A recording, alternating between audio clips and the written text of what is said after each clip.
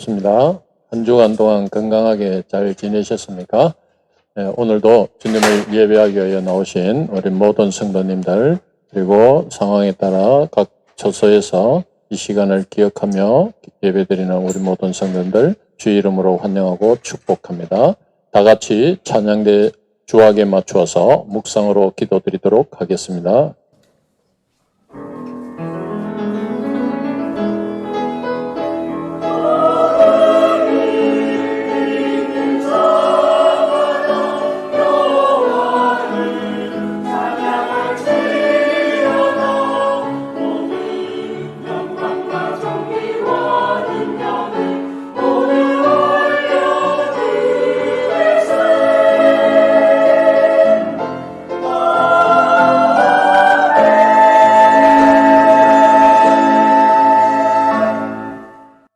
하나님 아버지 은혜를 감사드립니다. 오늘도 복되고 귀한 주의 날을 저희들에게 허락하여 주시고 예배자로 불러주시니 저희들이 온전히 주님만을 예배하는 귀한 예배의 시간 되게 하여 주시옵소서.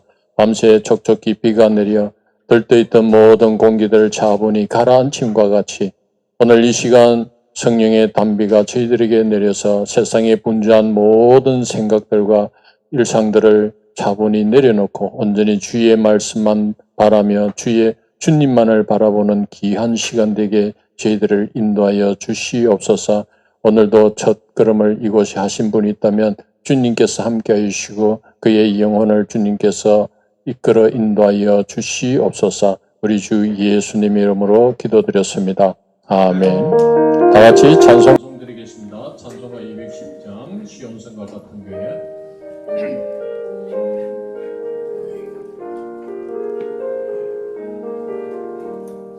시온성과 같은 교회 그의 영광 환호와 허락하신 말씀대로 주가 친히 세웠다.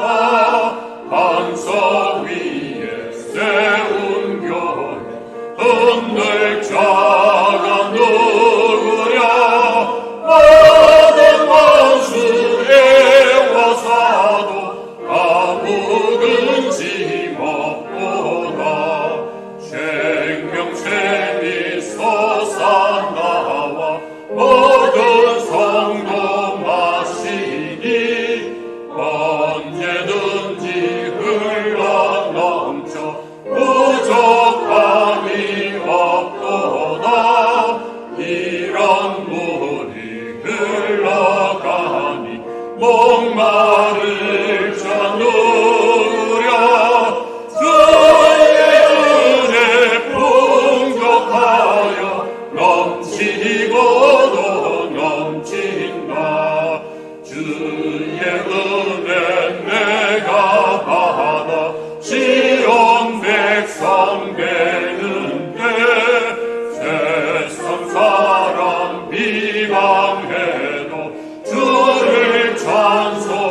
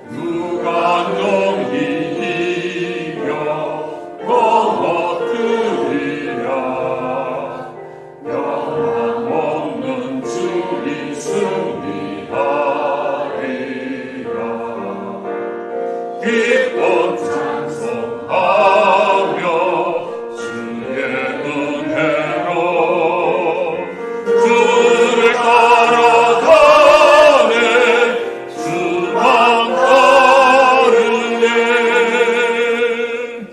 다 같이 자리에 일어나셔서 예수 우리왕여 찬양 올려드리겠습니다.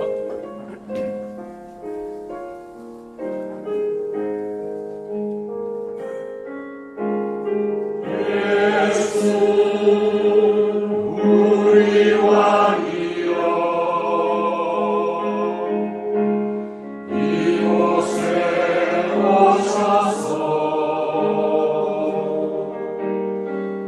우리가 함께 드리는 영광을 받아주소서. 우리는 주님의 백성 주님은 우리 왕이라 왕이신 예수님 오셔서 자정하사 다스리소서.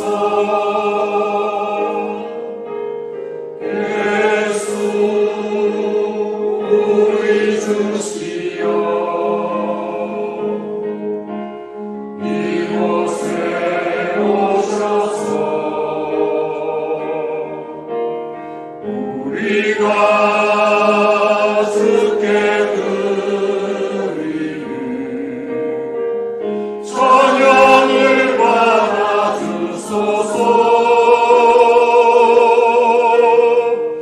우리는 주님의 종들 주님은 우리 주시라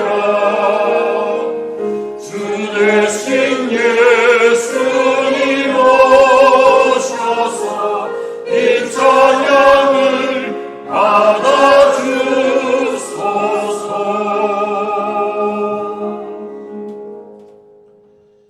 사무실명으로 신앙 고백하시겠습니다. 하나님 천지의 창조주를 믿습니다. 나는 그의 유일하신 아들 우리 주 예수 그리스도를 믿습니다. 그는 성령으로 잉태되어 동정녀 마리아에게서 나시고 본디오 빌라도에게 고난을 받아 십자가에 못 박혀 죽으시고 장사된 지 사흘 만에 죽은 자 가운데서 다시 살아나셨습니다. 하늘에 오르시어 전능하신 아버지 하나님 편에 앉아 계시다. 거기로부터 살아있는 자와 죽은 자를 심판하러 오십니다. 나는 성령을 믿으며 거룩한 공교회와 성도의 교제와 죄를 용서받는 것과 몸의 부활과 영생을 믿습니다. 아멘. 앉으시겠습니다.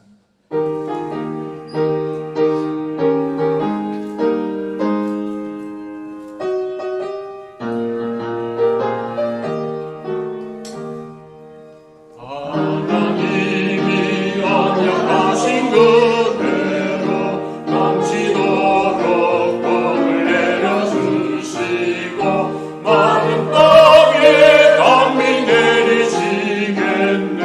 11조 마칩니다.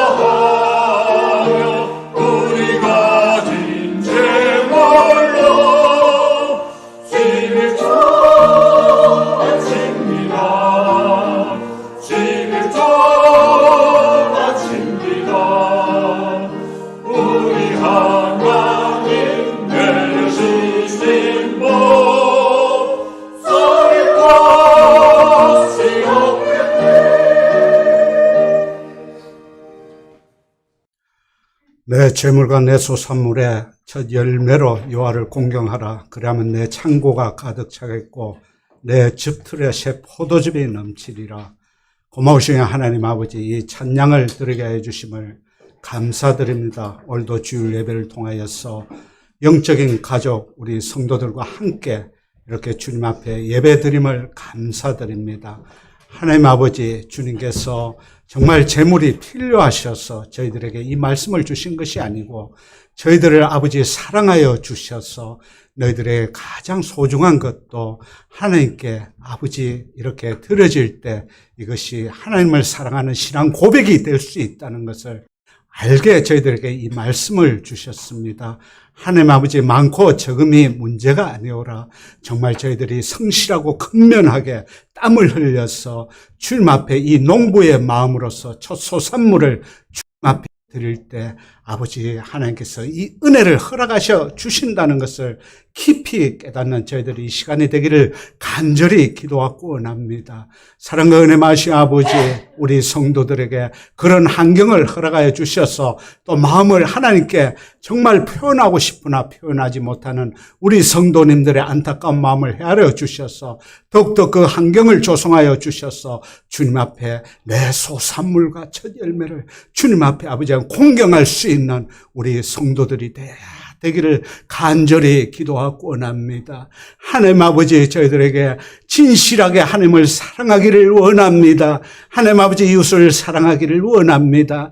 하나님을 아버지는 진실하게 사랑할 때 저희들이 아무것이 아닌 존재이며 먼지와 티끌 같은 아버지의 존재임을 깨달을 때 이웃을 사랑하고 겸손한 마음으로 섬길 수 있습니다. 하나님을 진실한 아버지 하나님 그 사랑을 통하여서 성도를 사랑하고 이웃을 사랑할 수 있는 저희들 모습 되기를 간절히 기도하고 원합니다. 하나님 아버지, 오래간만에 정말 병간호를 위해서 수고하신 우리 근사님 또 아버지 예배에 출석하였습니다. 하나님께서 아버지 하나님 붙잡아 주셨고 또 가정의 큰 일을 위해서 또 아버지 하나님 하나님께서 은혜를 주셔서 다 마치게 하신 그 은혜를 감사드립니다. 또 아버지 하나님 용기를 갖고 아버지 하나님 치료에 임하는 우리 또 아버지 하나님 우리 장로님 위에도 함께 해주셨고 힘을 주셨고 용기를 주셔서 잘 이겨나갈 수 있도록 도와주셨고 그 외에 어두운 아버지 하나님 마음으로 무거운 마음으로 우리 예배에 임한 우리 성도들 아버지에 임하여 주시오며 용기와 힘을 주시옵고 아버지와 능력을 더하여 주시옵기를 간절히 기도합니다.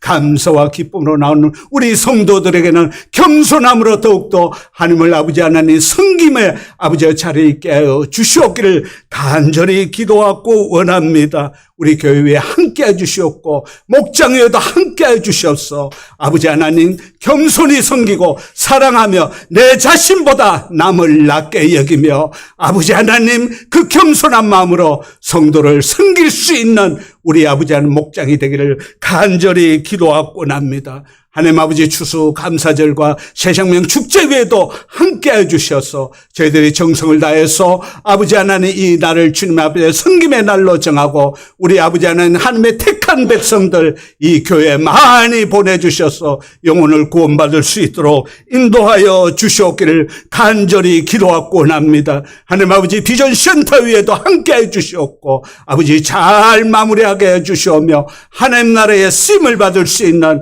아버지의 건물이 되고 건축이 될 수 있도록 역사하여 주시옵기를 간절히 기도하고 원합니다.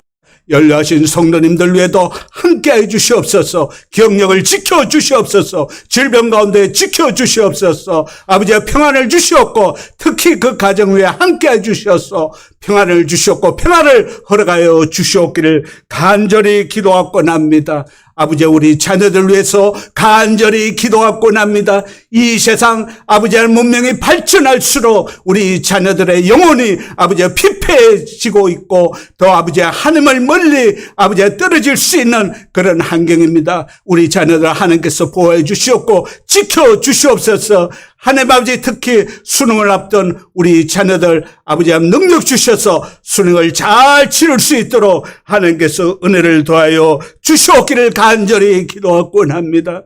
하나님 아버지 목사님 위에 함께 해주셔서 그동안 준비하신 이 설교에 성령의 충만함과 성령의 아버지의 능력을 더해 주셔서 이 설교 가운데 하나님의 음성을 들을 수 있도록 하나님 아버지 은혜를 풍성하게 내려주시옵기를 간절히 기도하고 납니다. 이 찬양들을 통하여서 아버지와 주님께 더욱더 가까이 갈 수 있도록 도와주시옵고 이 예배를 통하여서 수종 들고 봉사하는 우리 성도님들 기억하여 주시옵기를 간절히 기도하며 이 모든 말씀 우리 주 예수 그리스도 이름으로 기도드렸나이다.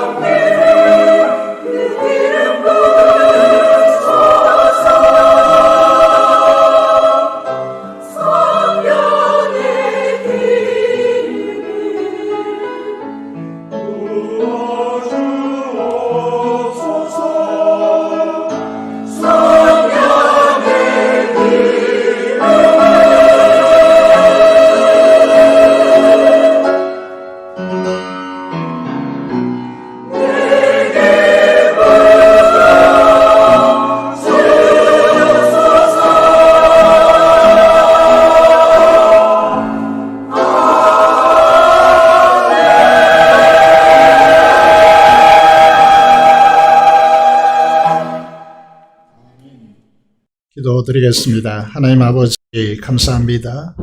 하나님 찬양을 찬양하셔서 우리 간절한 소원인 이 시대의 성령의 충만함과 그 기름 부으심으로 우리를 부흥케 하여 주시기를 간절히 소원을 드립니다.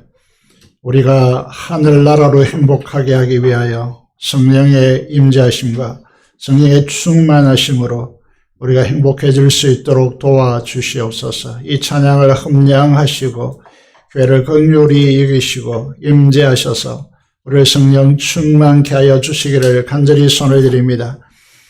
우리를 대표하여 간절히 기도한 기도를 하나님께서 연락하여 주시고 아버지 하나님 우리의 기도를 따라 하나님께서 역사하심으로 이 지역사를 복음화하고 하나님께 이름에 합당한 영광을 돌릴 수 있도록 우리를 사용하여 주시기를 간절히 손을 드립니다.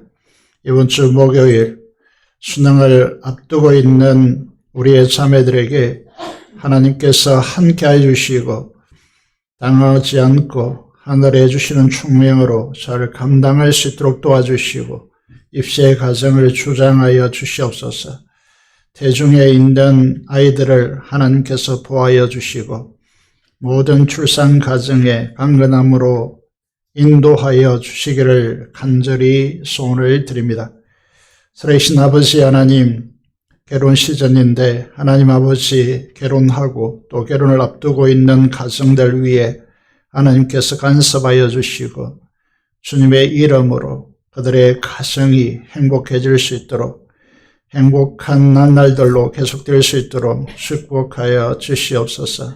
이 시간도 하나님 존재 앞에 나와서 간절히 기도하고 있는 귀한 성도들의 하나님 자녀들의 기도를 하나님께서 연락하여 주시고 산지에 흩어져 있는 자녀들과 군문에 복무하고 있는 자녀들, 해외에 거주하고 있는 자녀들에게 하나님께서 간섭하시고 함께하시고 동행하여 지켜주시고 은혜 베풀어 주시기를 간절히 소원을 드립니다.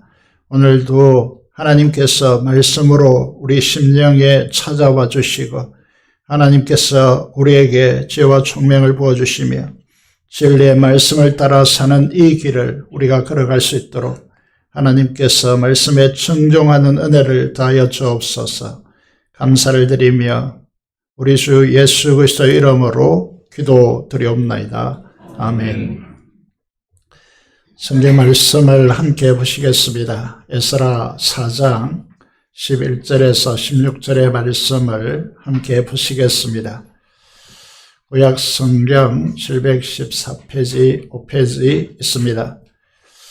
에스라 4장 11절에서 16절의 말씀을 제가 읽도록 하겠습니다. 아닥사스다 왕에게 올린 그 결의 초보는 이러하니 강 건너편에 있는 신하들은 왕에게 아뢰나이다. 당신에게서 우리에게로 올라온 유다 사람들이 예루살렘에 이르러 이 폐역하고 악한 성읍을 건축하는데 이미 그 기초를 수축하고 성곽을 건축하오니 이제 왕은 아시옵소서. 만일 이 성읍을 건축하고 그 성곽을 완공하면 저 무리가 다시는 조공과 관세와 통행세를 바치지 아니하리니 결국 왕들에게 손해가 되리다. 우리가 이제 왕궁의 소금을 먹음으로 왕이 수치당함을 참아보지 못하여 사람을 보내어 왕에게 아뢰오니 왕은 조상들의 사기를 살펴보시면 그 사기에서 이 성읍은 폐역한 성읍이라 예로부터 그 중에서 항상 반역하는 일을 행하여 왕들과 그 각 도의 손해가 된 것을 보시고 하실지라 이 성읍이 무너짐도 이 때문이니이다. 이제 감히 왕에게 아뢰오니 이 성읍이 중견되어 성곽이 준공되면 이로 말미암아 왕의 강 건너편 영지가 없어지리다 하였더라. 오늘 본문을 통하여서 제약된 세상 속에 그리스도인들이 어떻게 살아야 할까? 오늘 본문을 통해서 세상 속의 그리스도인이란 제목으로 하나님의 말씀을 선포하겠습니다. 깨닫는 지혜와 응답받는 은총이 여러분의 삶에 넘쳐나기를 주님의 이름으로 축복드립니다. 이제 우리가 큐티를 하고 본문 하나를 정하여 하기 때문에 1장부터 6장까지 하나님의 역사를 살펴보기를 원합니다. 에스라 3장 2절의 말씀을 보시면요, 바벨론에서 70년 만에 돌아온 이스라엘 사람들, 지도자들을 언급하고 있고요. 그런데 이들이 무엇을 하고 있습니까? 이 중에는 바벨론에서 태어난 사람들도 있을 것이고 70년이니까 노년에 노구를 걸고 예루살렘으로 돌아온 사람들도 있을 것으로 보입니다. 이들이 돌아와서 무엇을 하고 있습니까? 예배를 드리고 있습니다. 번제를 드리고 있습니다. 바벨론 포로 70년간 그들은 예배하지 못했습니다. 심지어 바벨론 포로 기간 동안 태어난 자녀들은 그들의 언어, 히브리 말도 잘하지 못하는 아이들도 있었습니다. 그런데 70년 만에 포로 생활을 끝내고 돌아왔는데 너무나 이상한 것은 그들이 일제히 예배를 드리는 자로 선다는 사실입니다. 왜 그럴까요? 예배에 대해서 예배학에서 이제 이렇게 가르칩니다. 이 우주에는 가득 찬 두 가지 열정이 있다라고 말합니다. 그 하나는 무엇일까요? 하나님의 영광을 찬송하고자 하는 이 열정이 이 하늘 우주에 가득 차 있다. 모든 피조물 속에 스며져 있다라고 말합니다. 그래서 시편 8편 1절의 말씀을 보시면 여호와 우리 주여, 주의 이름이 온 땅에 어찌 그리 아름다운지요, 주의 영광이 하늘을 덮었나이다 라고 그렇게 고백하고 있습니다. 다윗은 무엇을 보았다는 것입니까? 온 땅과 우주에 가득한 하나님의 영광을 찬송하고자 하는 열정이 가득 차 있다는 사실을 본 것입니다. 사랑하는 여러분, 하나님과 우리 주 예수 그리스도를 만난 자들인 우리들은 우리의 마음의 스크린에 이런 하나님을 향한 찬양의 열망이 가득 차 있기를 소원합니다. 로마서 8장 21절의 말씀을 보시면 이 하늘에 온 우주에 덮인 이 피조물들이 어떤 열망을 가지고 있느냐 하면 썩어짐의 종노릇한 데서 벗어나서 우리의 질병과 우리의 고통과 우리의 아픔, 인생 속에 드리워진 수많은 난제들, 이 모든 것들이 사망이 죄로 왕노릇하기 때문에 오는 현상인데, 이러한 것에서 벗어나서 하나님의 자녀들이 가지고 있는 그 영광의 자유에 이루고자 한다라고 말하고 있습니다. 이 말씀을 통해서 첫 번째 열망에 대해서 말씀드렸는데, 두 번째 열망은 무엇인가 하면 이 우주를 창조하신 하나님께서 우리 인간을 향하여 가지고 계시는 열망이 있다라고 말합니다. 그것이 무엇일까요? 우리가 잘 아는 대로 시편 8편 3절에서 5절의 말씀을 이어져 보면 다윗이 이 우주를 바라봅니다. 이 우주는 하나님께서 손가락으로 하늘을 만드시고, 그리고 지구와 우리를 위해서 만드신 그 별과 해와 태양과 달을 지구 주변으로 위치시켰습니다. 그래서 창조했다는 단어와 만들다라고 하는 창세기의 히브리어 단어가 다릅니다. 이 사실을 보면서요, 그럼 무엇을 주목하고 있습니까? 이 모든 것이 하나님의 형상으로 지음받은 사람을 향하여 있다는 사실을 보게 되어집니다. 주께서 그를, 우리를 생각하시고 우리가 무엇이기에 그를 돌보나이까? 그를 하나님보다 조금 못하게 하시고 영화와 존귀로 간을 씌우셨나이다 라고 고백하고 있습니다. 여러분, 하나님은 우리를 향한 강력한 열정을 가지고 있기 때문에 그분의 사랑으로 우리의 죄를 위해 십자가에 그의 아들을 사람으로 보내서 죽이시고 지옥의 형벌을 받게 하시고 하나님의 형상으로 회복시키시고 우리를 향하여 어떤 열정을 가지고 있기에 이렇게 하시는가? 하나님적 존재로 우리를 회복시켜서서 하나님의 그 영광에 동참하는 자로 우리를 향하여 계획하시고 그것을 이루어 가신다. 어떤 상황 속에도 이는 실패하지 않고 반드시 그 자리로 끌고 갈 것이다. 이 사실을 다윗은 하늘이 열려서 봤기 때문에 우리 인간을 향하여서 영화와 존귀로 간을 씌우셨다라는 표현을 쓰고 있습니다. 이 우주에 가득한 하나님을 향한 열정, 찬양의 열정, 그리고 하나님께서 이 우주를 총동원해서 우리를 영광된 존재로 끌고 가고자 하는 이 열정이 어디서 만납니까? 한 곳에서 만납니다. 그곳이 어디입니까? 예배입니다. 그래서 예배가 중요한 것입니다. 창조주 하나님의 영광을 노래하는 열정과 사람을 하나님의 영광의 자리로 이끌어서 하나님 되게 하는, 하나님 존재 되게 하는, 하나님의 자녀 삼으시는 이 열정이 어디에서 만납니까? 예배에서 만납니다. 수평선처럼 하늘과 바다가 닿는 듯한 그런 느낌을 주는 것처럼 하나님께서 예배를 통하여 이 두 가지 열정이 만나지는 것입니다. 그래서 인간 속에는 어떤 상황이 닥쳐진다고 하는데 모든 인간 심리 속에 예배하고자 하는 그 마음이 지워지지 않는 것입니다. 바벨론 70년간의 상황을 한번 생각해 보시면요.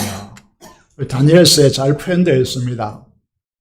다니엘 세 친구에게 여러분 이 땅에 이 대지에 웅장한 높이 솟은 신상을 만들고 상을 만들고 예철하라고 합니다. 거부하죠.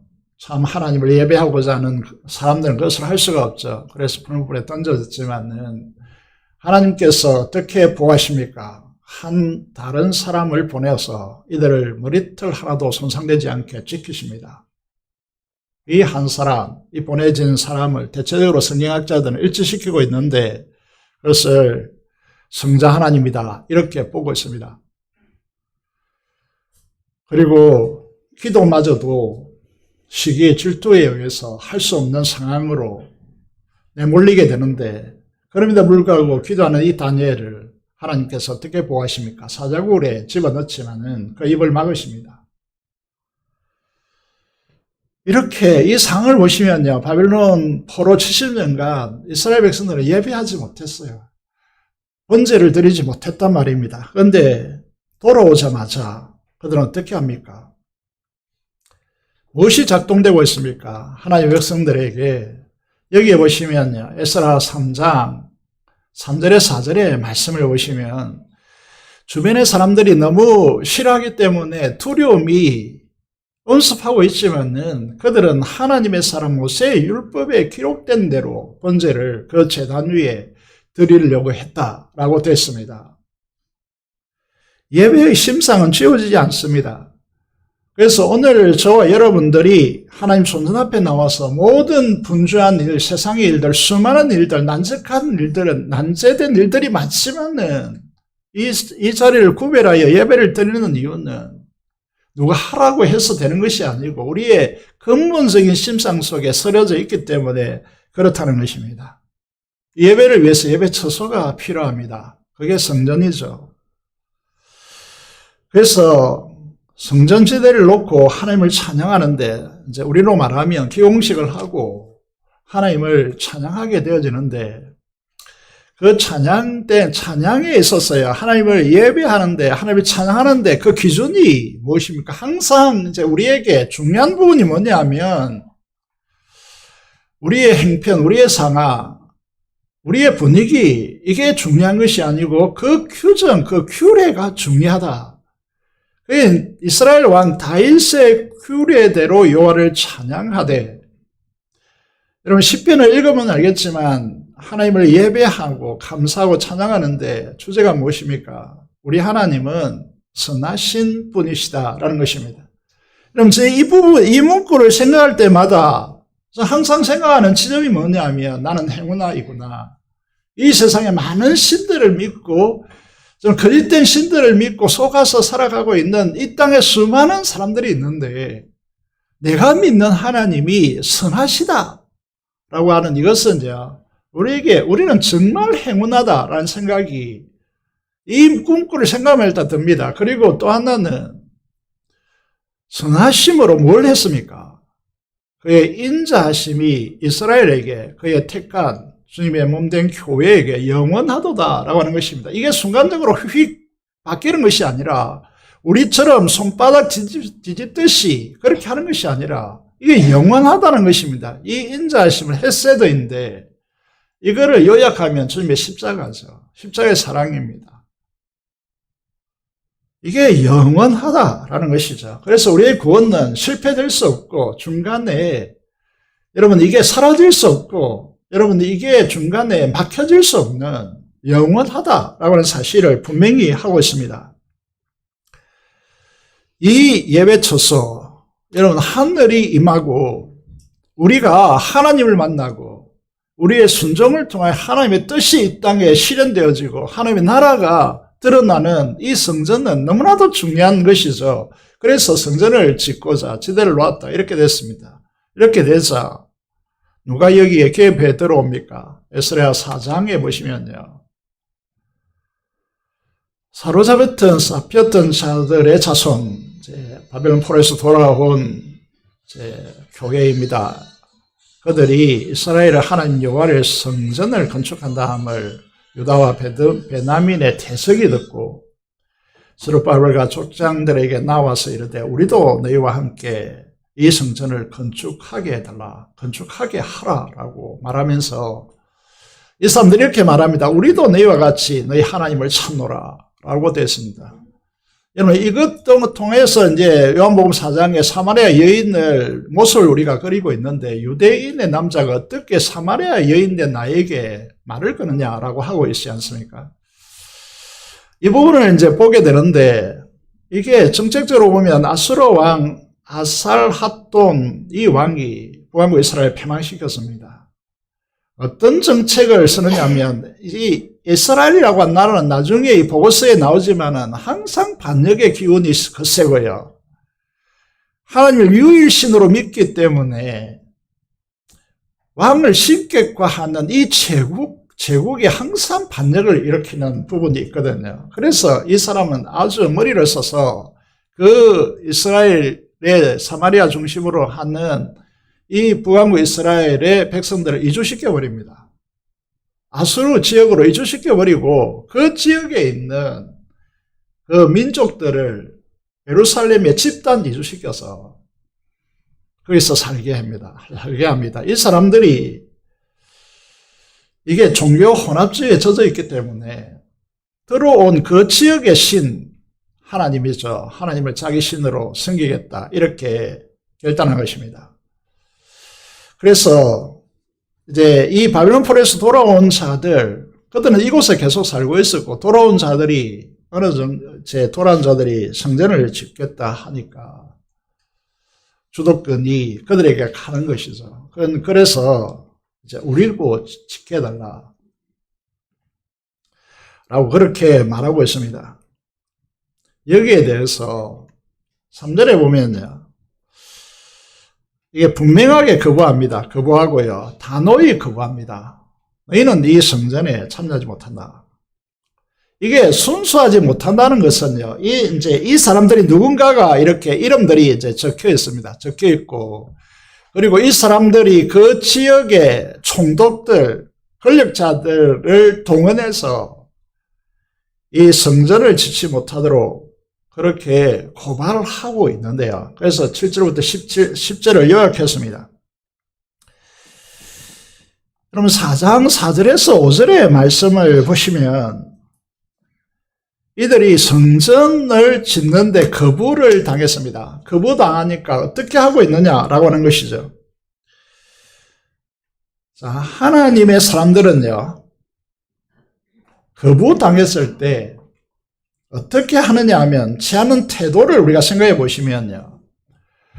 우리는 많은 사람들에게서 그리고 많은 상황 속에서 거부당할 때가 많습니다. 잘 아시겠습니다만 우리는 실패할 때가 많습니다. 우리는 넘어질 때가 참 많습니다. 거부당하고 이런 상황에 직면했을 때에 우리는 어떤 자세, 어떤 태도를 취하는가, 이건 굉장히 중요한 문제입니다. 예를 들어서 다윗을 생각해 보시면 다윗이 범죄했을 때 이제 그 고대 상황에서 그거는 왕이 범죄라고 생각하지 않았습니다. 그래서 선지자를 보내서 나단을 보내서 너 범죄했다라고 하니까 그때부터 회개하고 눈물 흘리고 그 자기 침상을 띄울 만큼 눈물을 너무 많이 흘려서 회개하는 모습을 우리에게 보여줍니다. 두 번째는 성전을 좀 짓겠다. 하나님, 내가 보니까 하나님 예배하는 마음이 내 안에 가득하고 이 엄청난 진리를 보았는데 이 성전을 내가 지어바치고 싶습니다 라고 했을 때 너는 안 된다. 거부당했습니다. 그때 다윗이 어떻게 합니까? 하나님을 원망하고 막 이렇게 하나님께서 거부한 것에 대해서 막 이렇게 합니까? 안 합니다. 어떻게 합니까? 이 성전을 지을 수 있도록 모든 준비를 다 해줍니다.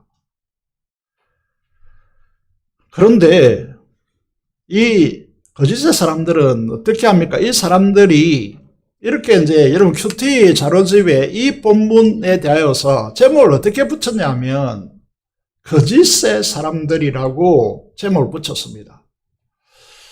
저에게도 말씀드린 것 같이 이 거짓의 사람들, 스코트라고 하는 사람이 지은 책이 하나 있는데 그 책 제목이 아예 거짓의 사람들이고 이렇게 두꺼운 책으로 한 책이 되어 있습니다. 여러분 그건 이제 엄청난 중요한 책인데 이 세상의 모습들이 거짓이다라는 것이죠. 이 거짓 사람들이 이제 어떻게 드러나느냐라고 하는 것인데 하나님 보시기에 정직한 사람들은 거부당했을 때 자기의 부족을 돌아보고 하나님 앞에 자신을 살피고 그리고 회개하고 순수하고 순하지 못한 이기적 욕심이 내 속에 가미되어 있지 않느냐 이게 돌아보는 것이 정상적인 정서입니다. 그런데 이 악한 자들, 거짓의 사람들은 어떤 행태로 변질되느냐라고 하면요. 성경은 잘 보여주고 있습니다. 그래서 이 세상 속의 그리스도인들이 이 세상에 사는 이 방식에 있어서 이 세상을 잘 알아야 된다라는 것입니다. 이 세상을 알지 못하면 사업을 하거나 직장생활, 그것도 그렇게 여의치 않거든요. 그래서 이 세상을 잘 봐야 한다라는 것이죠. 첫 번째가 무엇이냐 하면 에스라 4장 4절의 말씀을 보시면 이로부터 거절당하는 그때부터 어떻게 하느냐 하면 그 땅 백성이 유다 백성의 손을 약하게 하여 그 건축을 방해했다. 이렇게 됐습니다. 에스라 4장 23절을 통하여 보면요. 그들이 가지고 있는 권력과 그 권력자들을 동원하여서 억제하여 공사를 그치게 했다라고 말하고 있습니다. 착하고 순전한 사람들이, 선한 사람들이 추구하는 순수하고 선한 의도를 권력을 통하여, 힘을 통하여, 사람의 힘을 통하여 꺾어버리는 것입니다. 그래서 힘과 권력으로 두려움을 심고 손을 연약하게 했다는 말은 할 힘이 안 생긴다는 거죠.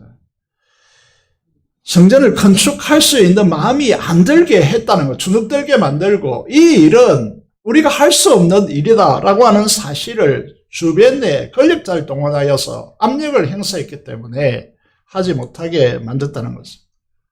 성경은 이런 짓을 행하여 패역이라고 말합니다. 하나님은 패역한 자들 결코 용납하지 않습니다. 반드시 심판하시는 것이죠. 두 번째 5절에 보시면요. 페르시아 고레스 이제 초대 왕이죠. 페르시아 역사를 이제 대부분 뭐 관심도 없고 우리 역사도 잘 모르는데 이 페르시아 역사 우리가 알아야 뭐 하겠느냐 이렇게 하겠지만 성경에 기록되어 있고 언급되기 때문에 잘 알아야 된다고 저는 생각하거든요. 이 속에서 하나님의 역사가 어떻게 펼쳐졌는가 우리 알아야 된다고 생각하는데 여기에 이제 우리가 에스더서를 보시면요. 아수에로 왕이 등장합니다. 그의 왕비가 되었다. 이런 이야기죠. 오늘 보면 아닥사스다 왕에게 상소를 올리고 있습니다. 이때가 페르시아 제국의 가장 황금기를 구가하는 곳으로서 이게 그리스가 일어나고 있는, 그리스라고 헬라 국가가 일어나는 지점인데 두 가지 우리가 잘 알고 있는 전투가 일어납니다. 하나는 마라톤 전투. 마라톤이 시작되어진 이유가 되는 42.195km를 달려와서 이 전쟁의 이제 이야기를, 전쟁의 이제 그걸 전달했기 때문에 마라톤이 시작된 것이고, 하나는 살라미 전투인데, 이제 그 그리스 이제 요즘 말하면 어디죠? 이제 그리스 지역 안쪽으로 파고 들어가서 점령할 직전에 패전하거든요. 왜냐하면 굉장히 우수한, 뒤쪽에 보시면 소개하고 있지만 우수하고 숫자도 굉장히 많았지만 교만했기 때문에 이제 패배합니다. 이 역사적 배경을 조금 설명했고요. 여기 보면 고레스 시대부터 바사왕 다리오, 왜 바사왕이라고 언급하느냐 하면 바벨론에도 다리오가 있고 페르시아 왕 다리오가 있기 때문에 바사왕 다리오를 맹시하고 있습니다. 저희 때까지 많은 기간 동안에 이 제국이 망할 수밖에 없는 짓을 하는 이유는 관리들에게 뇌물을 줘서 그 계획을 막았다. 이렇게 됐습니다. 여러분, 뇌물은요, 지도자들에게 치명적입니다. 돈의 유혹은요, 돈의 힘을 통하여서 정의를 왜곡시키는 짓이요, 이거는 교회도 그렇고 공동체를 망하게 하는 짓이거든요. 그래서 이 거짓의 사람들이 항상 동원하는 방식이 무엇이냐 하면 두 번째로 뇌물을 사용한다라고 하는 것입니다. 거짓의 사람들이 세 번째 이게 수단이 무엇이냐 하면 거짓 문서와 아첨입니다. 오늘 본문에 보시면요, 이게 띄우지 않았는데 본문이기 때문에 성경책을 보겠습니다. 여러분 오늘 본문을 보면 12절과 15절의 말씀을 보시면 페르시아 왕 아닥사스다에게 상소문을 올립니다. 이렇게 올리서 왕실의 역사 기록물인 사기를 조사해 보면 이 예루살렘과 유다가 이스라엘이 항상 반역과 폐역과 악함으로 이 제국에 항상 반역했다라고 말합니다. 이 상황을 우리가 이제 역대하를 공부하고 왔기 때문에 생각해 보시면 요시아의 아들들에 의해서 이게 애굽에 붙었다, 이집트에 붙었다가 페르시아에 붙었다 이랬거든요. 그래서 결국 이제 패망한 바빌론에 붙었다가 이렇게 했습니다. 그래서 결국 패망하는 거잖아요. 하나님을 의지하고 바알과 아세라를 숭배하고 하나님을 의지하지 않고, 여러분 이게 강대국의 소나기 속에서 이 왜곡 줄타기를 하는 것이 그 나라를 보존하는 것이다 생각한 이 어리석음이요, 결국 이제 사람들에게, 세상 사람들이 어떻게 비쳤냐 하면 이게 항상 악하고 반역하고 이렇게 가는 겁니다. 그런데 이 사실이 진실이냐라고 하는 문제는 전혀 또 다른 문제입니다. 역사적으로 이렇게 드러나고 있지만 진실은 무엇입니까? 나중에 유다 지도자들이 구약 교회가 바빌론 포로에서 돌아와서 그들이 이제 고백합니다. 이것은 우리가 바알과 아세라를 숭배하고 하나님을 섬기지 않고 만군의 여호와를 의지하지 않고 세상에 줄타리게 했기 때문에 우리가 패망했다. 이렇게 진실을 고백합니다. 세상적으로 볼 때 말이 되지 않는 것이지만 세상적으로 볼 때 팩트가 무엇이냐라고 하면요, 이 사람들이 상소문을 고발하는 이 문서에 나타난 대로 이게 역사적 팩트라고 사람들이 말하겠지만 역사적 진실은 아닙니다.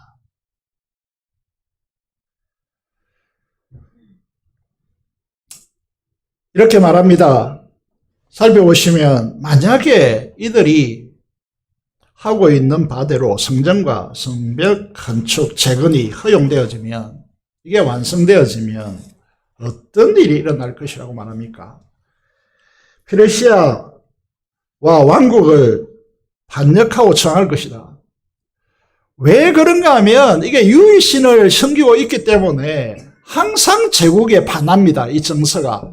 기독교도 마찬가지인데 제가 뉴욕에 가보니까 절들이 많은데 그 절들과 교회가 이게 소통하고 있더라고요. 그래서 절에서는 말합니다. 모든 진리는 하나도 통한다. 우리는 말하기를 모든 진리는 하나밖에 없다. 이렇게 말하거든요. 그 대화가 안 됩니다, 이게. 그런데 세상의 요구는 대화하라고 그러죠. 전에도 말씀드렸지만, 그래서 여러분, 이게 그런 이제 장면이 하나 이제 송출된 적이 있습니다. 스님이 자전거를 타고 가면서, 성녀가 자전거를 타고 가면서 뒤에 이게 뭡니까? 이 가톨릭의 누구죠? 그 이제 여자분을 태워서 가는 장면, 이게 아름답다라고 해서 막 선전했거든요.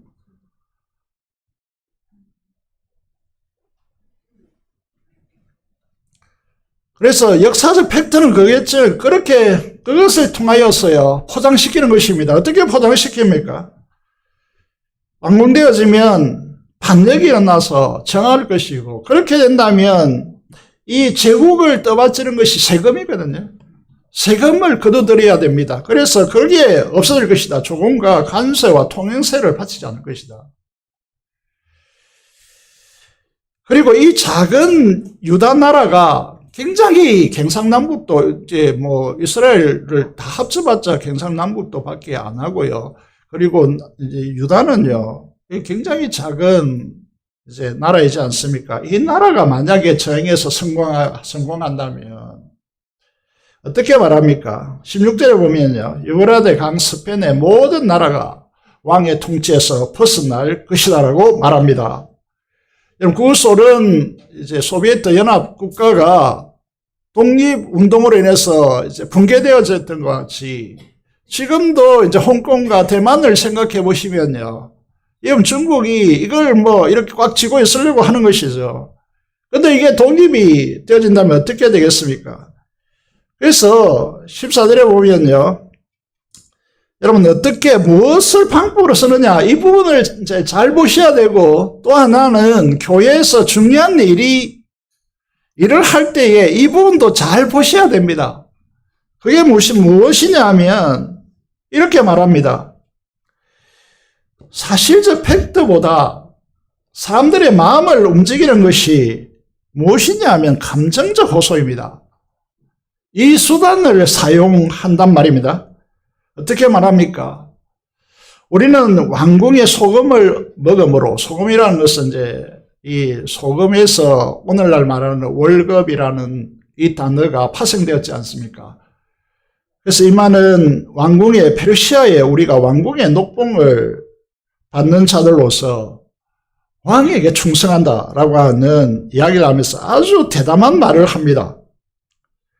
이렇게 말합니다. 유다 예루살렘이 반역에 성공하여서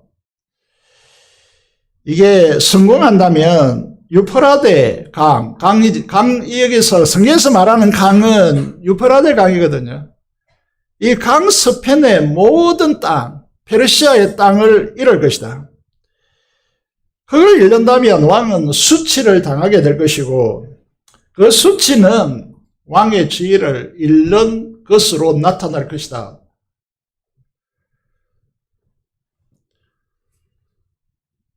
그래서 우리가 지금 총독으로서, 왕을 대리한 통치자로서, 총독으로서 모든 헌신과 충성을 다하여서 이걸 맡고 있는데, 만약에 이 유대인들이 버리고 있는 이 성곽과 성전을 재건하는 일이 성공한다면 모든 것을 다 잃게 될 것이다 라고 말하고 있습니다.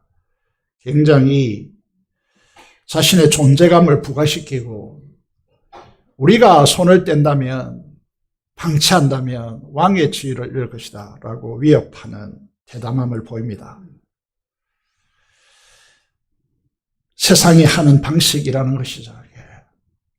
만약에 그리스도인 우리들이, 교회된 우리들이 세상의 이 세 가지 방식, 권력의 힘, 뇌물의 힘, 그리고 정서를 자극하여서 자신의 힘을 드러낸다라고 한다면 그건 거짓된 사람들입니다.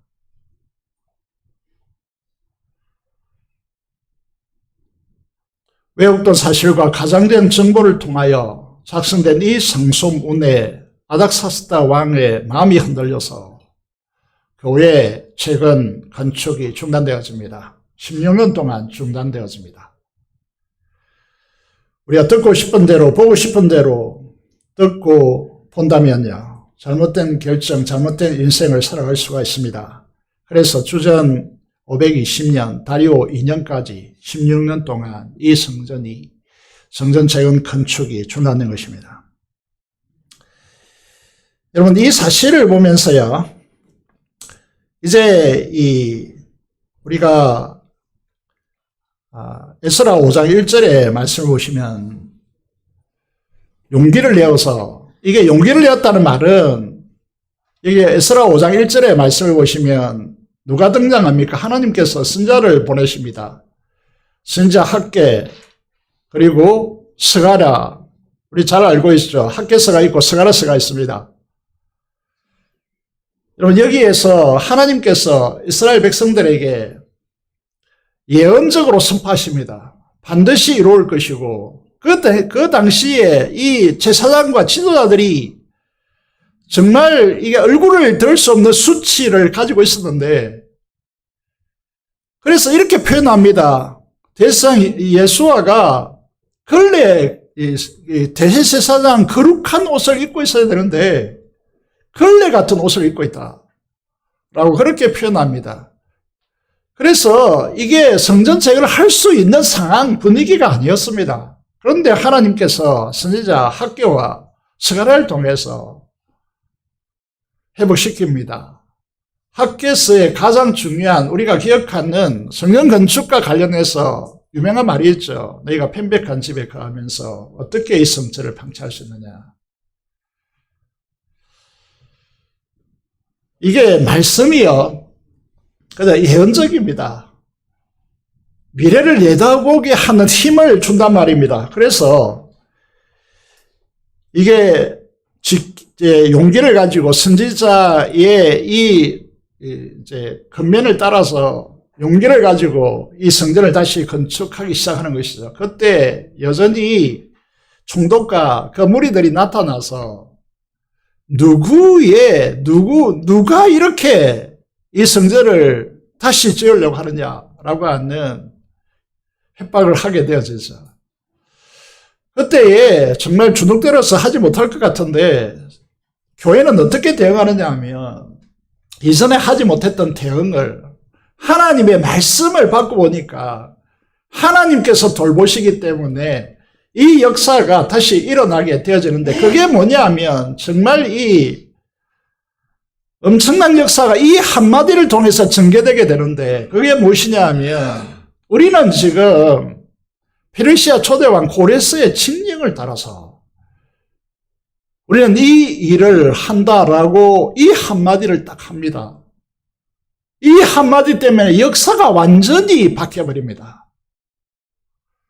하나님의 말씀 한마디를 딱 언급했는데 이 한마디가 역사를 완전히 바꾼다니까요. 그게 뭡니까? 고레스 칙령이라고 하는 이 한마디입니다. 이 한마디에 페르시아 제국 안에 있는 모든 총독들, 왕들도 결코 무시할 수가 없습니다. 그래서 이 상소문에, 이 고발서에 이 문제를 집어넣습니다.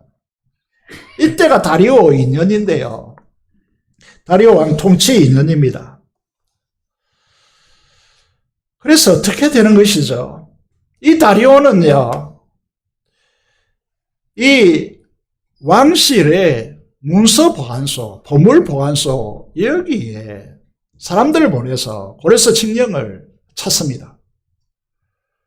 고레스 칙령을 찾으니까 어떤 내용이 적혀 있느냐 하면 고레스 실린드에 적혀 있는 내용보다 더 상세하게, 더 정확하게, 정말 말도 안 되는 방식으로 왕실 문서 보관서에 이 내용이 적혀 있었던 것입니다. 그게 뭐냐면 고레스 왕 원년에 소설을 내렸는데 예루살렘에 있는 하나님의 성전에 대해서 이르노니 성전 곧 제사드리는 처소를 건축하되 지대를 견고히 쌓고 그 성전의 높이는 69빛, 넓이도 69빛으로 하고 큰 돌 3개에 한 새 나무 한 캐를 놓으라.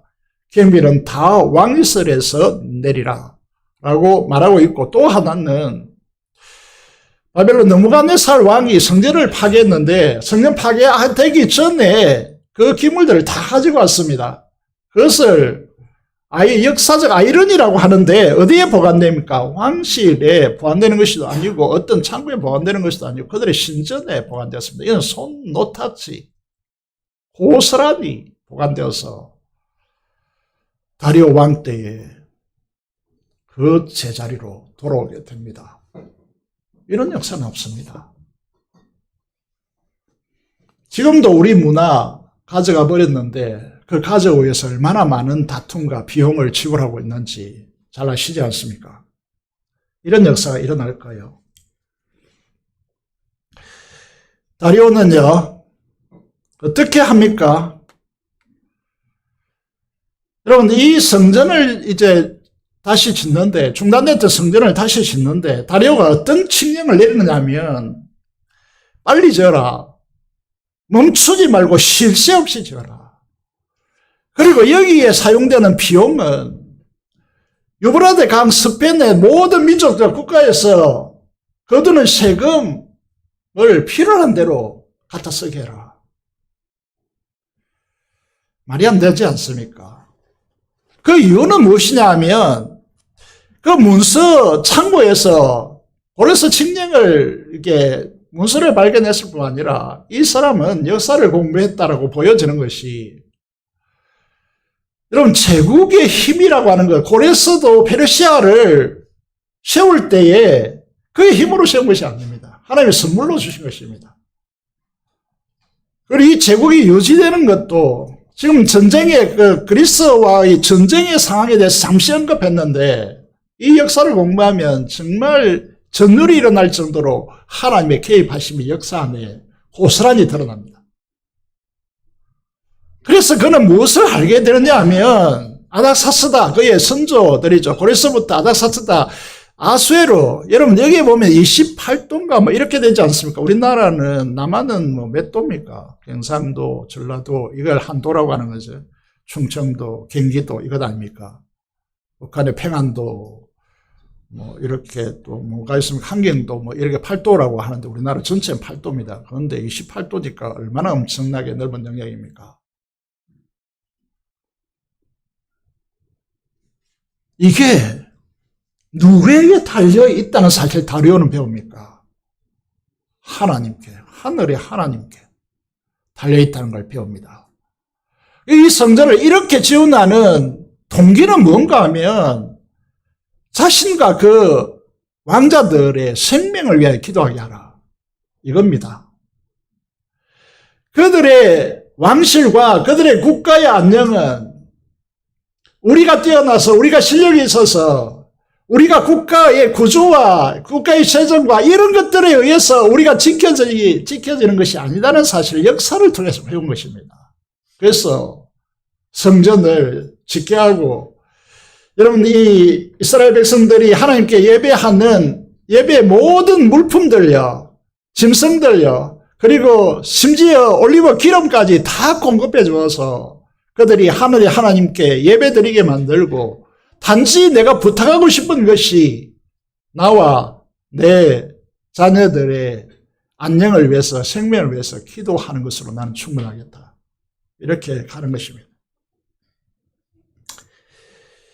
이 하나님의 역사를 들여다보면서요, 에스라 1장부터 6장 전반부는 역사에 대한 이야기입니다. 이 역사를 보면서요, 왜 역사를 우리가 공부해야 되는가, 이걸 보면서 이 세상은 거짓된 세상이고 욕망의 세상이고 죄에 결핍된 세상인데, 이 세상 속에서 하나님의 선한 양심을 가진 자녀들이 어떻게 살아가냐? 살 수 없습니다. 만약에 여러분들이 동업을 했다, 판판이 깨어질 겁니다. 여러분들 직장생활 했다 그러면요, 여러분들은 굉장히 무시당할 수 있는 한계를 가지고 있습니다. 이 세상 속에서 우리는 어떻게 살아갈까? 오늘 이 세상을 제대로 이해하라고 말씀하고 있습니다. 한마디로 말하면 뭐가 됩니까? 예수님께서 말씀하십니다. 거짓된 욕망의 세상 속에서 그리스도는 어떻게 살아야 합니까? 그래서 성경은 우리를 뭐로 비유합니까? 양으로 비유합니다. 어떤 상황 속에 놓인 양입니까? 이리 가운데로 보내진 양과 같다. 이렇게 말합니다. 이게 생존이 가능하다고 생각하십니까? 어떻게 그들을 이길 수 있다고 생각합니까? 그 비결이 무엇입니까? 뱀같이 지혜롭고 비둘기같이 순결을 하라고 말합니다. 저는 뱀이 너무 싫어서 뱀을 연구해 보지 않았습니다. 그래서 뱀같이 지혜롭다는 말이 무슨 말인지 잘 모릅니다. 비둘기같이 순결하라고 하는데 무엇을 가지고 비둘기를 연구해 보지 않았습니다. 무엇을 가지고 순결한지 잘 모르겠습니다. 그런데 성경 전체를 통해서 확인하는 바는 양의 지혜가 무엇일까라는 것인데, 그거는 양은 10m 앞을 보지 못합니다. 10cm 이상 큰 풀은 먹지 못합니다. 흑백입니다. 흑백 생명이란 말입니다. 그리고 구덩이에 빠지면 스스로 헤어날 수 없습니다. 공격성 뿔을 가지고 있지 않습니다. 대처할 방법이 전혀 없습니다. 그런 양이 이리떼 가운데 사는 비결은 무엇일까요? 무엇입니까? 목자입니다. 목자밖에 없습니다.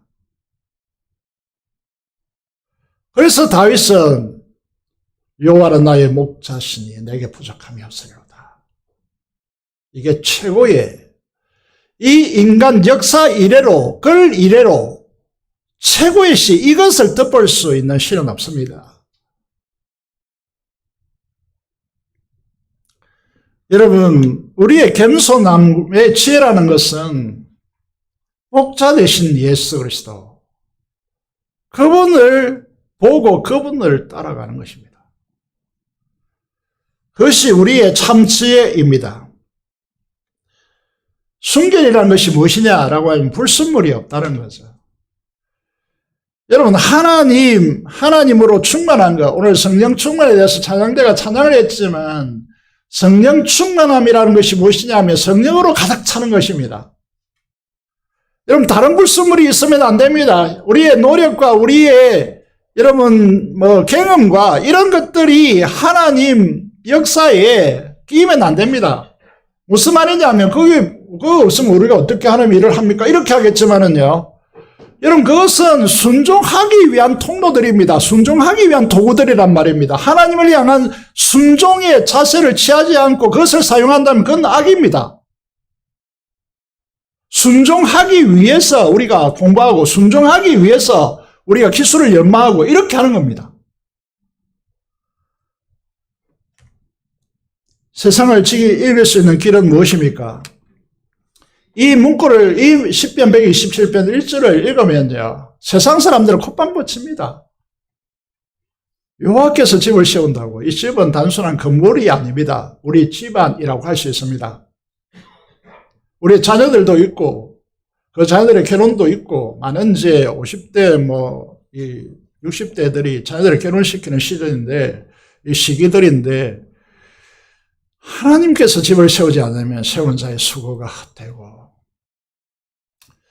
여호와께서 성을 지키지 아니하시면 파수꾼의 경성함이 헛되도다. 인정하십니까?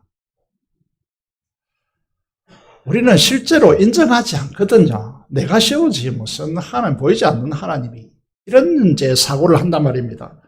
전혀 그렇지 않습니다. 여러분, 이 사실을 알지 못하면 이 세상이 어떤 세상이고, 여러분, 세상의 선함에 기대하면 안 됩니다. 이 세상이 어떤 세상인지, 권력과 뇌물과 그리고 거짓으로 그들의 목적을 성취하려고 하는 세상 속에서 그들의 선함에 기대면요, 여러분, 사업은 실패합니다. 여러분, 직장생활 괴롭습니다. 여러분, 잘 나가도 끝에 가서 굉장히 곤욕스럽게 만듭니다. 우리는 처음부터 지혜를 가지고 세상을 대해야 합니다. 사람을 의지하시면 안 됩니다. 하나님을 의지하셔야 됩니다. 이것이 성경이 말하고자 하는 핵심입니다. 여호와께서 우리의 목자가 되십니다. 그 목자께서는 우리에게 어떤 열정을 가지고 계십니까?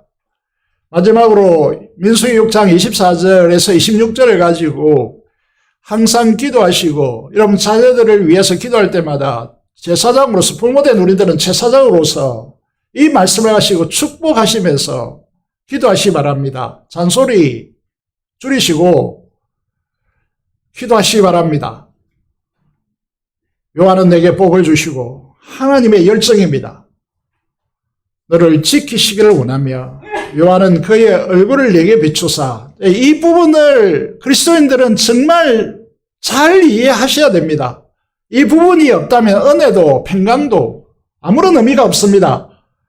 여호와는 그 얼굴을 내게로 향하여 드사. 다시 말해서 우리 신앙을 결정하는 것이 무엇이냐 하면 하나님의 임재의식입니다. 여러분 하나님의 얼굴, 여호와의 얼굴을 아십니까? 우리를 향하여 드시는 하나님의 얼굴을 아십니까? 이게 신앙에 있어서 굉장히 중요한 요소입니다. 그런데 오늘날 이걸 이제 모르는 세대가 계속해서 등장하고 있습니다. 하나님의 임재를 모르는 겁니다. 그래서 하나님의 얼굴을 모르는 것입니다. 은혜도 평강도 하나님의 얼굴을 그에게 비추시고 얼굴을 향하여 드셔야 은혜가 의미 있고 평강이 의미 있게 됩니다. 은혜와 평강, 그리스도인의 지키심과 은혜와 평강은 그리스도인의 가장 중요한 축복이죠. 그걸 누리기 위해서 뭐가 필요합니까? 그 얼굴을 내게 비추사. 이 부분이 그의 영혼 속에, 그의 인생 속에 부과되어야 됩니다.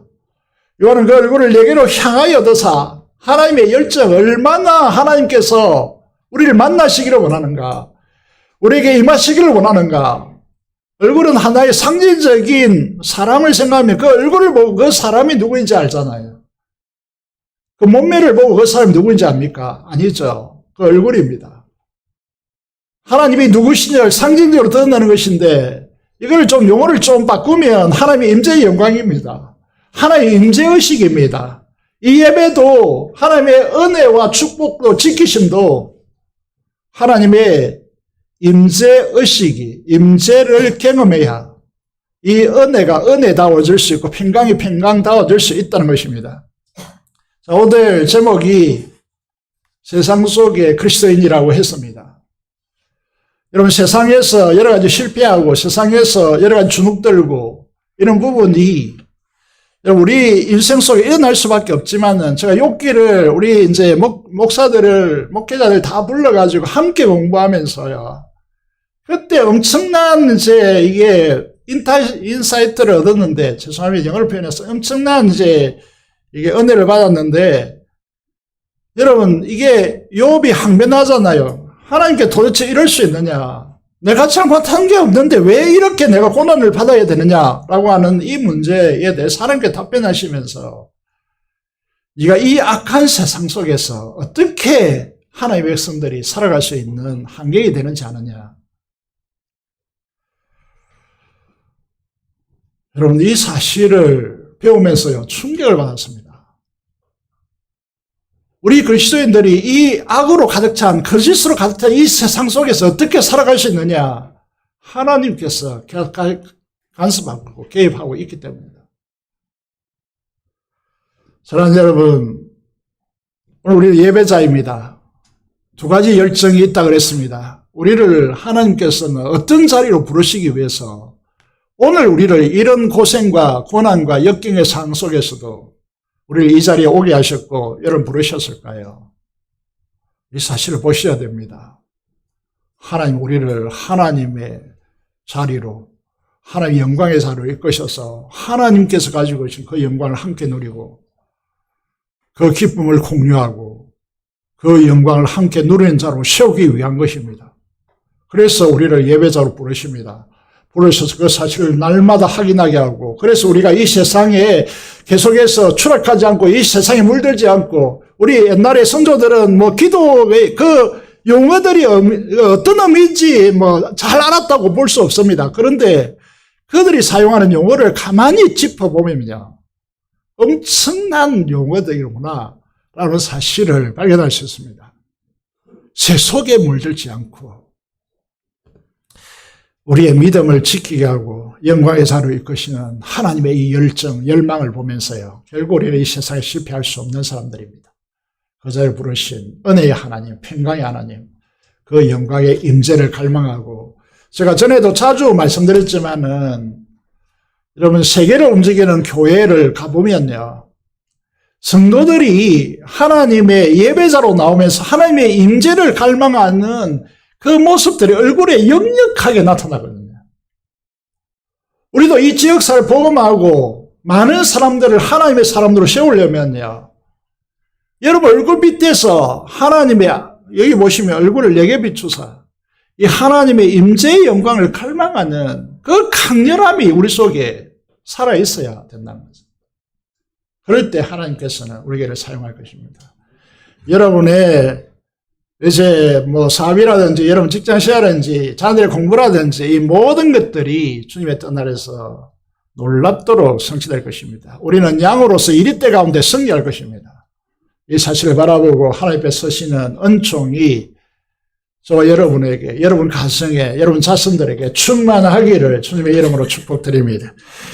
기도를 드리겠습니다. 주여 순결함으로 세상 속에 하나님의 영광을 구할 수 있는 우리들이 되게 하시고 양으로서 이리때 가운데 목자를 의지하고 목자를 따름으로 승리하게 하여 주시고 민족부와 통일파송의 선교사를 통하여 일하여 달라라고 하나님께 간절히 기도하도록 하겠습니다. 기도하겠습니다.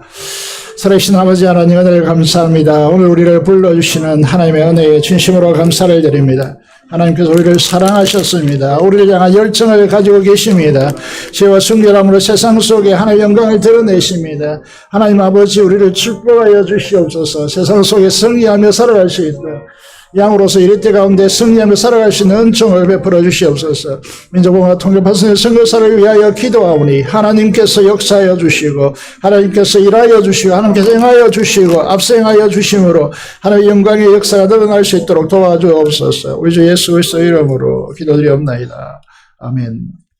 찬송가 586장 찬송 들으면서 준비한 대로 헌금하도록 하겠습니다.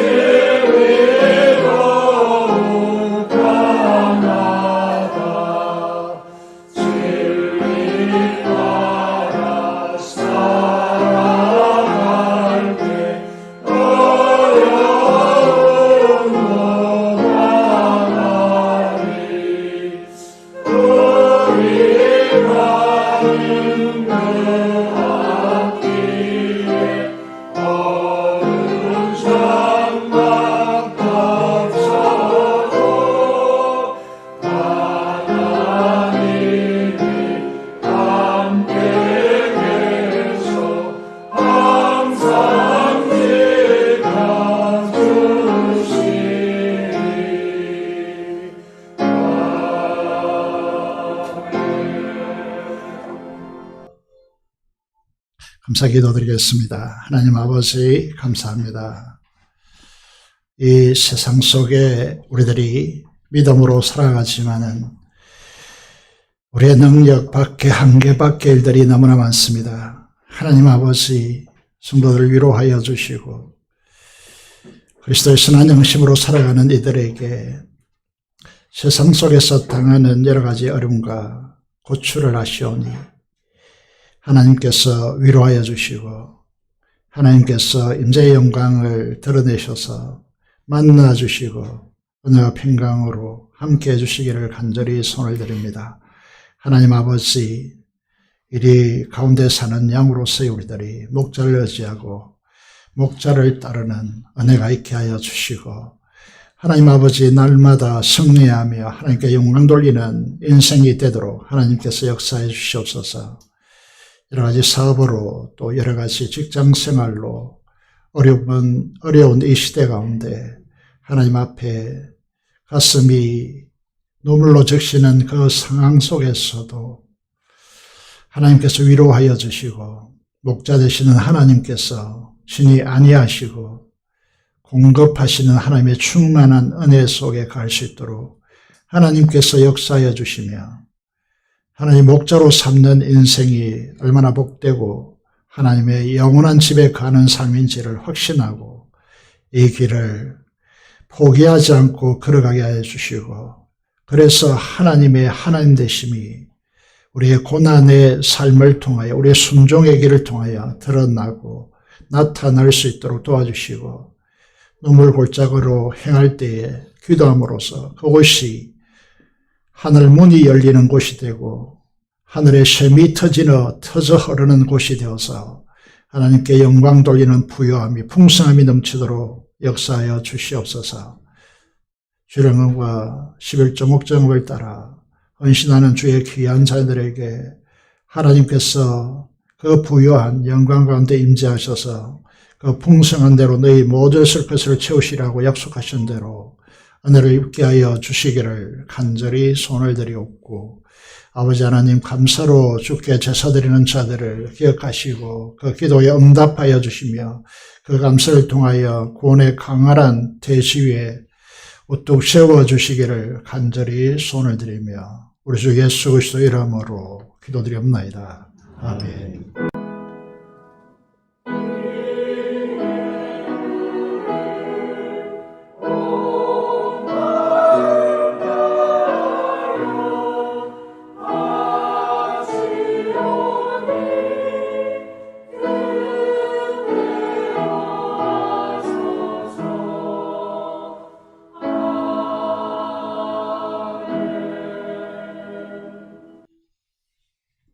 그 소식입니다. 다음 주일에는 추수감사주일 새신의 축제를 진행합니다. 이 일과 관련하여서 오늘 오후 모임이 찬양예배 후에 있습니다. 교육부와 모든 목자들은 그리고 교사들은 반드시 참석하시기 바랍니다. 4번에 보시면 이번 주 목요일 13일에 수능이 있습니다. 박지혜, 왕주은, 이설 이 3명의 자매들이 수능을 칩니다. 위해서 꼭 기도해 주시기를 바라겠습니다. 비전센터 공사가 마무리 단계에 접어들고 있습니다. 이제 내부 백공사는 거의 다 돼가고 지붕공사가 남아 있습니다. 그리고 여러 가지 이제 물품들을 채워야 하는 그런 상황입니다. 그래서 이 부분에 대해서 건축비에 들어가 있지 않기 때문에 11월 30일 주일에 특별 헌금 시간을 가지겠습니다. 많은 분들이 이걸 다 하기에는 부담이 되고 함께 합쳐서 했으면 좋겠다 이런 이야기도 있어서 여러분들이 내시고 싶은 목적 헌금 목적에 기록하여서 내시면 연합하여서 이 기구들을 구입하고 채울 수 있을 것으로 보입니다. 그래서 함께 지어져가는 이게 비전센터 건축이 되었으면 좋겠습니다. 상세한 부분은 별지를 통하여 안내하도록 그렇게 하겠습니다. 목요전도 금요 성령 집회 기억하시고 함께 해주시기를 바라겠습니다. 오늘 시간 관계상 동영상은 보지 않고 찬양 예배에 틀도록 하겠습니다. 여러분 오후 찬양 예배에 좀 많이 참석해 주시기를 부탁드리겠습니다. 오랜만에 이경순 권사님 우리 계속 기도하고 있는데 이행군 집사님을 위해서 힘을 달라고 계속 기도해 주시면 감사하겠습니다. 오랜만에 예배 참석했습니다. 교제하시기를 바라겠습니다. 이상으로 말씀을 강구를 드렸습니다. 다시 일어나셔서 찬송가 3장 찬송 드리겠습니다.